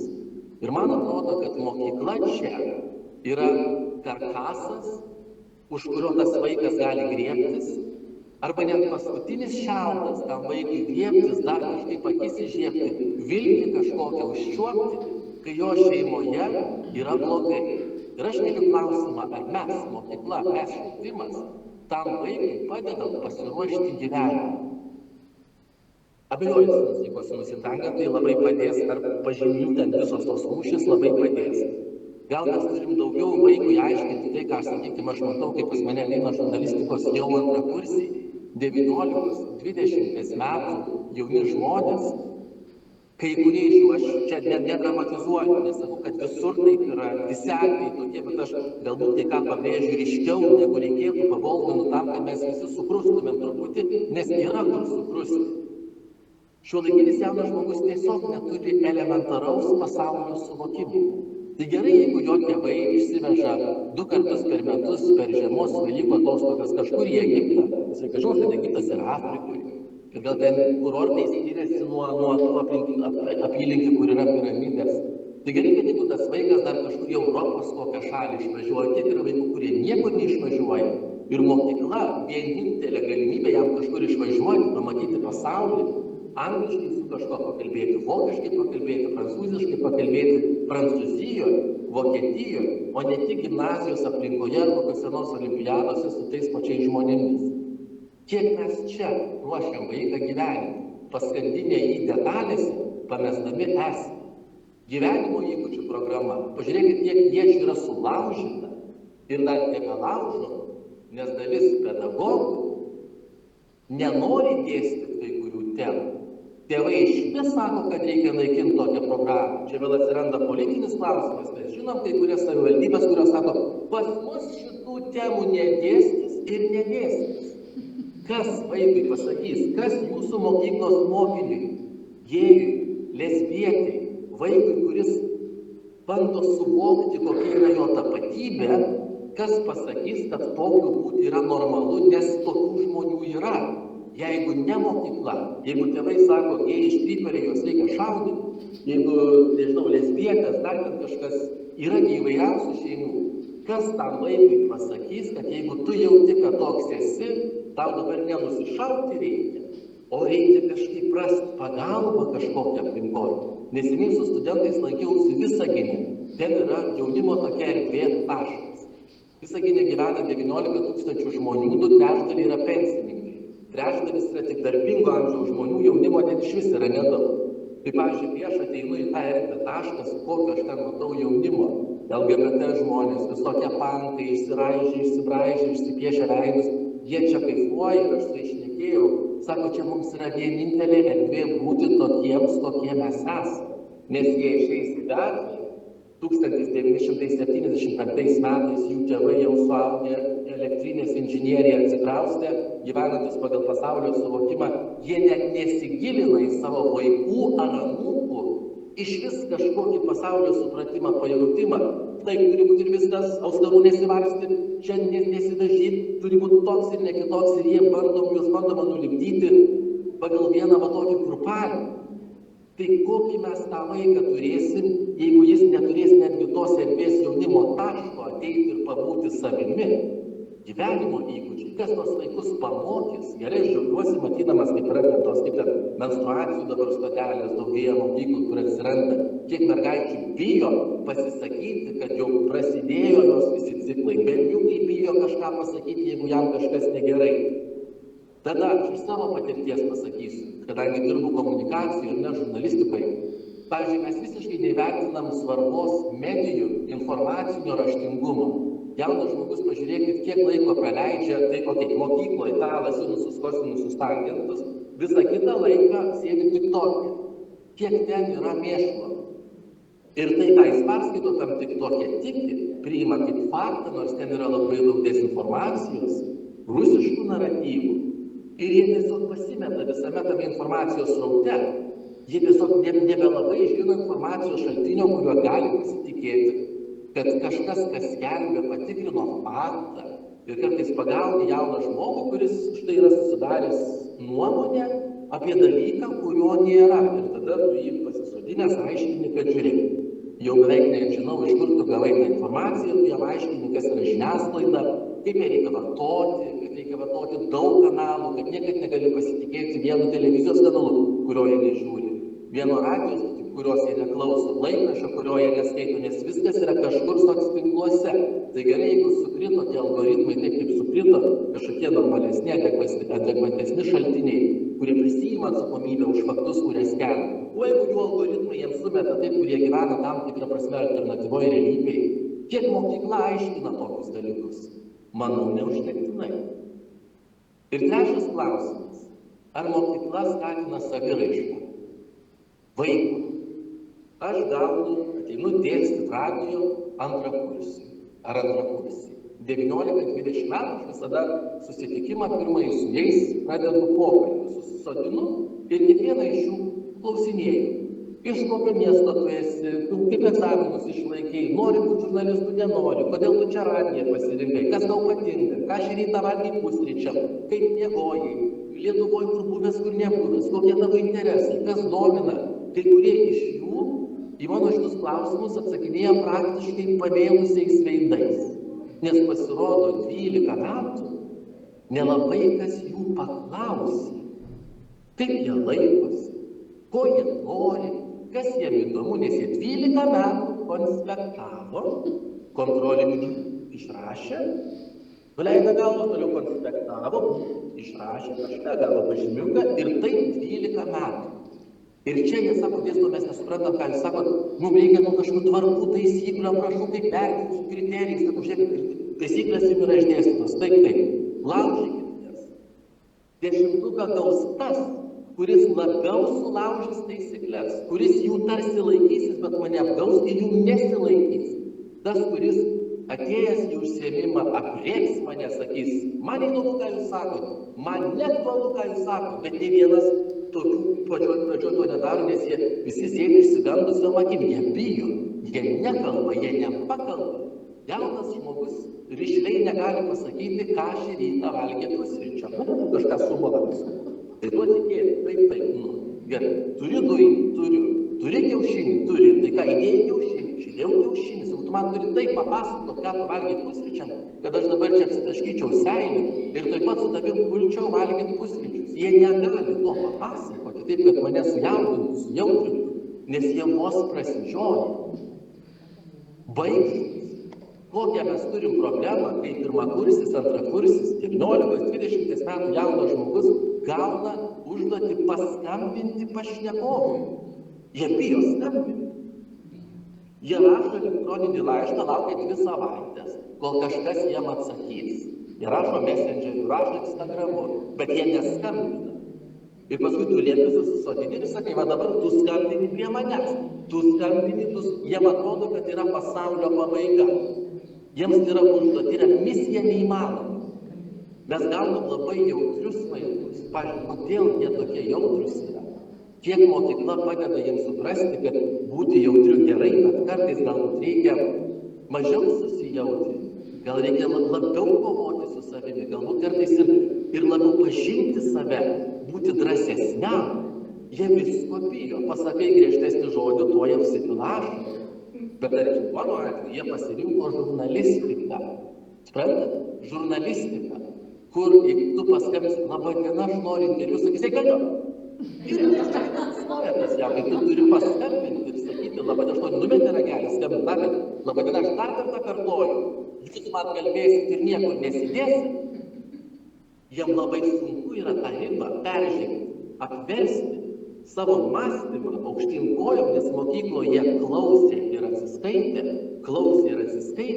o universitete jau reikia veikti, reikia kurti ir reikia pasijusti situacijos šeimininkais, net tais atvejais, kai jie dar nėra tos situacijos šeimininkais. Ir kiek, pavyzdžiui, daug tenka dirbti su jaunais žmonėmis, kol jie tą supranta, tą įkertą, ir kiek džiaugsmo matai, kai jie tą įkertą ir supranta. Tai aš noriu klausti jūsų mokyklos, mūsų šalies mokyklos kaip koncepcijos, kiek mes skatinam jaunų žmonių saviraišką. Tai mes tik deklaruojam labai dažnai, jūs individualūs, jūs kažką darykit, bet jeigu jo nepastumė mokykla daryti, jeigu mokykla jis subarė po pirmo karto, kad tu kažką ne taip padarė, jau tas vaikas užsidaro viską. Ir apibendrinant, aš tikrai manau, kad čia yra esminiai klausimai ir noriu pabrėžti, kad kai mes kalbam apie mokyklą, ypač šiandien, socialinė lygybė yra didžiulė Lietuvoje, sutikit su tuo. Visas informacijos perkėlimas, visuomenės susiskaldymas, vaikui, jaunam žmogui yra labai sunku. Ir tik nuo mūsų priklausys, kokia mūsų bus ta ateities mokykla. Jeigu mums joje bus įdomu, jeigu mes padėsim vaikui pasiruošti kitam gyvenimo etapui, nesirūp taip pat nusitaikyti kirčiavimui ir pažinti, bet kitam gyvenimo etapui, atsidaryti banko sąskaitą pačiam, žinoti, kaip elgtis su pinigais, suprasti, kad ne viskas, ką pažiūri tik tokia yra teisybė, kad reikia kritiškai vertinti. Ir jeigu mes tą vaiką išleisim iš mokyklos nenuleidusi galvą, o tokio truputį daugiau reikia, bet ir norinti, ir suvokianti, kad pasaulis turi suveikia neįtikėtai daug galimybių, tada mūsų ateities mokykla ugdys. Bet jeigu mes dusinsim, kusinsim, apkrovę tvarkom, taisyklėm, egzaminais ir patys sudarytojai vos neįsprendžia tuos egzaminus, kokį mes laiką turėsim susigūžusi, visko bijant ir vaikai.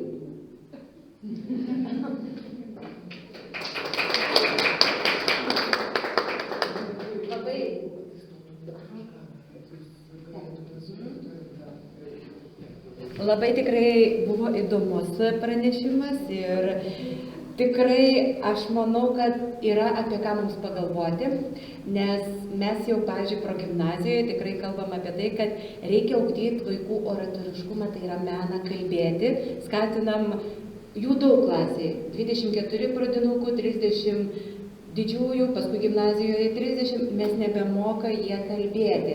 Mes norim, kad jie kalbėtų konferencijos, jie bijo. Ir ką mes turim suaugusių mokytojų, suaugusių specialistų, kurie turi baimę sceną ir pristatyti pranešimą paprastą, elementariai tai kolegom ir ateina žmogus, sako, aš turiu baimę ir panašiai. Tai tada, kaip jam pateikti, aš kolegai bijau, tai kaip vaikams ištransliuoti tą medžiagą. Tai čia tikrai verta apie ką mums pamastyti, kad gal tai per neformalų švietimą, gal per modulį, po mažas grupelės, bet mes vaikus turim įgalinti kalbėti, nes jie turės tai daryti, bet kuriam darbe komunikuoti su žmonėmis reikės.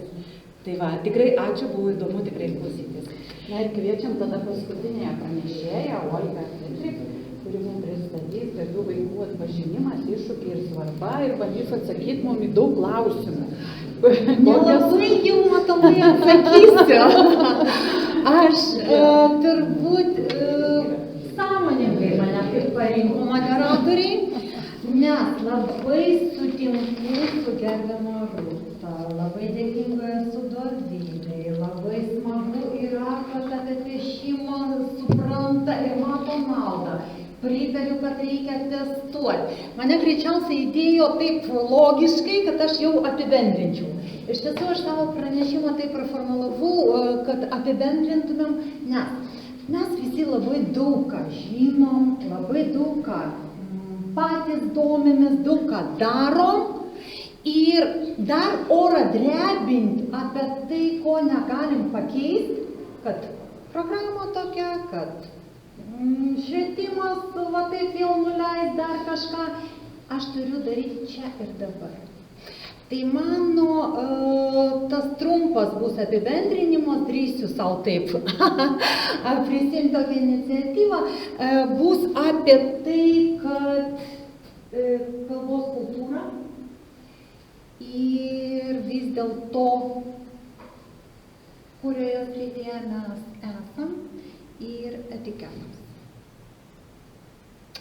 Etika ir etiketas, kalbos kultūra. Pagal tą sąvoką, tai kas ten yra tie gabūs, kas negabūs? Jeigu tu gabus, tai reiškia aš negabus. Pagal tą formuliruotę, tai yra suteikti galimybės visiems, ne, kaip švietime ten aprašyta. Mano pirminis išsilavinimas pedagoginis. Toliau aš į tą vaiką per savo visas studijas žiūriu per psichosomatiką, per raidos sutrikimus, per visokias diagnozes. Ir tenka konsultuoti ir švietimo, ir ugdymo įstaigas, ir tėvelius. Ar yra testų nustatyti, ar gabus? Yra. Ar yra testų nustatyti, kokią profesiją? Yra. Kiek tėveliai orientuojasi į tai ir kiek mes, kaip specialistai, galim tas žinias sujungti visumą ir pamoderuoti. Ne visi nori to moderavimo, ne visi nori diagnozuotis, ne visi pripažįsta. Pripažinti savo, kad tu turi tokį vaiką, yra ką veikti. O čia tu turi pripažinti sociumą. Tai iš tiesų kalbininkai jau seniai rekomenduoja jokių neišskirti žodžiais, jokių diagnozų. Jokių tam. Debilizmas tai yra diagnozė. Jokių ten autistukų, jokių cukrinukų, mes ir čia esantis, ne, turim visokiausių diagnozę. Nu, nesakomgi, ne, kad mano tam kolegė, nu ta, žinai, ta su onkologija. Nu, tai lygiai taip pat ir su mokiniais. Tai specialiųjų ugdymosi poreikių yra ir talentingas, ir gabus, ir kruopštukas, ir tas, kuris miega su knyga, ir tas, kuris padykęs, jie visi yra individualiai, personalizuotai ir visaip kitaip. Dėl ko šiai dienai labai ant bangos yra repetitoriai, tai individualus planas, sudaroma, parenkama. Dėl ko per piešimą informacija įsisėjama kitaip. Autizmo spektro sutrikimą turintys vaikai tik tai per piešimą. Mes visi turime, ne, ir herpesą, ir dar kažko, ne, visokių ten skirtingų diagnozių. Ir kiekvienas savo užduokit klausimą ir atsakykit savo.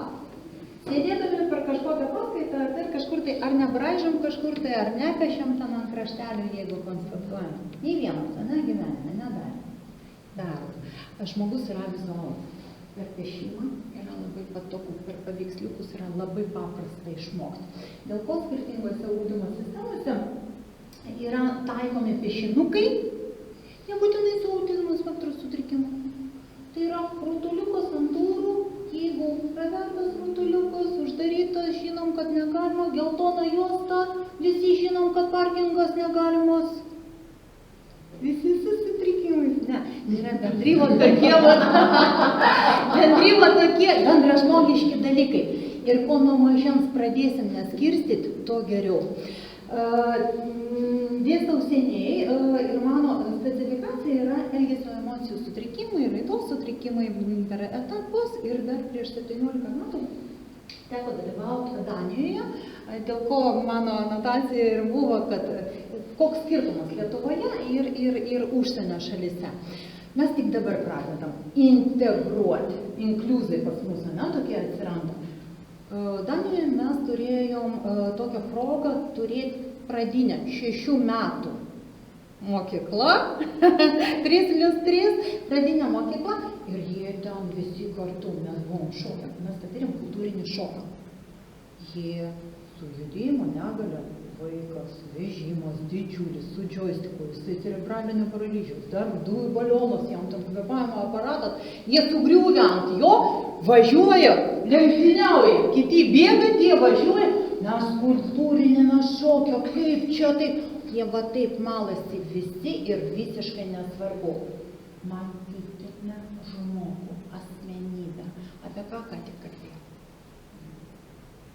Ne diagnozę, ne amžių, mažas, nemažas, didelis, jam lygiai taip pat skaudu, jeigu kažkas nepasisekė. Jam lygiai taip pat reikia kažką paaukoti. Labai dėkinga esu tiem, kas vartoja terminą įgalina. Užmatę, kad gali. Paklausti. Dėl ko, atsisakykim žodžio, kodėl. Kodėl tai yra kaltinimas? Kodėl tu man nepaskambinai? Aš labai jaudinausi. Dėl ko tu man nepaskambinai? Man rūpi tavo atsakymas, man įdomu. Aš nekonstatuoju faktų. Man įdomu, dėl ko tu nenorėtum. Dėl ko tu pasirinkai taip? Dėl ko tau reikėtų, ką tau reikėtų paaukoti, kad tu eitum į tą. Tai iš tiesų mes labai žinom visi, kaip atskirti ir tos požymius visus, ką jūs įvardinot, tai į ką reikėtų kreipti dėmesį, pagal kokius metodus.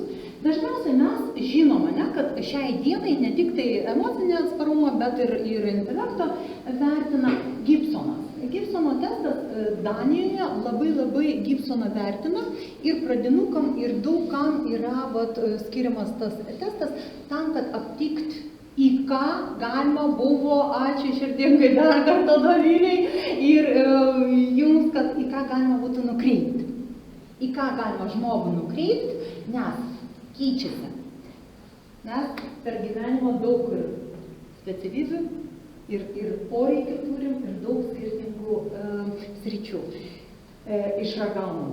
Kokybiniai, kiekybiniai, visi tyrimai tinka, jeigu jie atliekami. Ką tik kalbėjo, nelabai kalbasi tėveliai. Ir man tikrai reikėjo, pacituosiu dabar. Aš kažkaip tai pasakau. Aha, dėkui. Man reikėjo diagnozuoti vaiką, tiesiog buvo poreikis ir pradinukas ir nuomonė tėvų. Tėvų nuomonė, ar svarbi. Tėvų niekas nekalbino, niekas neklausė, kreipėsi į mokyklą. Vaikas neskaito, pradinukas atėjo į mokyklą, neskaito. Nekalba, nesocialus, nepalaiko jokių kontaktų, visiškai nebendrauja, nekontaktiškas visiškai. Tėvų teigimu jisai labai gabus. Jisai kalba 4 kalbomis, jisai skaito enciklopedijas, jisai labai tikrai žingeidus. Ir aš dabar pabandysiu kuo tiksliau pacituoti, ką vaikas man atsakė. Dėl ko tu skautu? Ne kodėl. Dėl ko tu neskaitai? Vat ką mokytoja paprašo, dėl ko tu neskaitai? Aš įžvelgiu patyčias. Čia jo leksikonas. Aš įžvelgiu patyčias. Man pateikia, aš bandau tiksliai cituoti, čia jo leksikonas. Man pateikia primityvų tekstą. Vadėl ko jisai neskaito. Jie gudrus. Taip, ten labai sudėtinga diagnozė papildoma buvo, bet iš tiesų galima ir su jais dirbti. Mano prašymas, gal mano perspektyva tokia. Deja, statistika liūdna. Kas antra šiandien gimsta su autizmo spektro sutrikimu. Ir Dauno sindromo mažėja, klaida chromosomas mažėja. Dėl ko čia ne šio seminaro, ne šios konferencijos diskusija, dėl ko statistika tokia ir ką mes valgom ir rožinę mėsytę, šiaip kraujas karšėja ir spalva keičia, o mes perkam kažkodėl rožinę mėsytę. Tai apie tai, ką mes kalbam, ką valgom, kaip mes gyvenam, tai viskas turi įtakos ir kontraceptikai ir visi kiti dalykai. Tai gimstamumas tai va toks. Emocijų sutrikimai, psichosomatika, elgesio emocijų ir jų tik tai daugės. Jie gudrus, jie labai progresuoja ir staigiai skirtingomis kryptimis mąsto. Funkcija mokytojo, tai mano manymu, kokia subjektyvia nuomonė, kaip tai vadintumėm, moderatorius, vadybininkas, orientuotas, draugas. Tai yra viskas aprėptyje žodė mokytojas. Vis tiek to mokytojo reikia vaikui. Tik tai kokie mes būsim? Ar mes būsim jautrus, empatiški, ar mes gebėsim viską tą įmatyti ir parinkti tam vaikui, kas jam reikalinga, priklauso.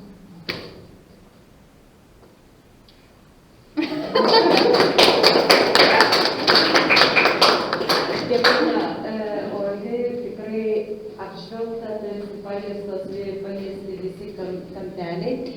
Ir kaip mes į laiką vos spėjom, truputėlį galvoju, bet manau, kad mes suspėsim laikelį, tai tikrai noriu padėkoti kiekvienam už įdomų pranešimą, už įdėtą darbą, ruošiant pranešimą, bet labiausiai tikrai noriu padėkoti už tai, kad jūs dirbate su vaikais, kad jūs pastebit visus, bet išskiriat tuos gabiuosius ir netaikot to, kad jis pats, jūs jį skatinat, jūs jį motyvuojat, tas skambėjo šiandien konferencijos pirmoje dalyje, svarbu ir motyvacija, tai yra jūs ir save to pačiu motyvuojat, kad dirbat su jais ir tikrai noriu tikėti, kad jūs tą įvertinimą jeigu ne dabar gaunat, bet jį tikrai gausit vėliau, nes gal iš tų pačių vaikų, nes jie tikrai prisimins tą mokytoją, kuris vedė atvedė ir gal net